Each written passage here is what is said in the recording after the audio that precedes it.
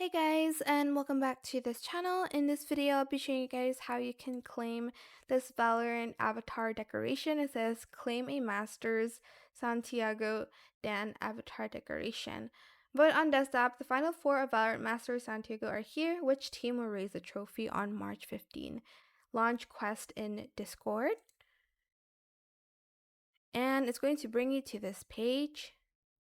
Authorize. Then you are just going to press begin and you're going to then select the teams here. You can also kind of view their information, like their stats, I guess, here. And basically, I'm going to pick Paper X, obviously. So I'm just going to cast my vote here. And then you're just going to click the screen for a bit here to make noise for that team. You'll also see how many people voted for each team here. So Energy and PaperX are tied, as you can see. You can also ask ask for an update, I guess, and you can also share your vote.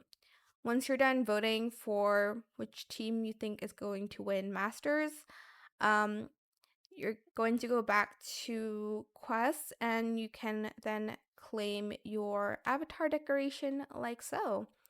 That is it for this video. I hope it was helpful for you guys. Don't forget to like, comment, share, and also subscribe to this channel if you haven't done that already.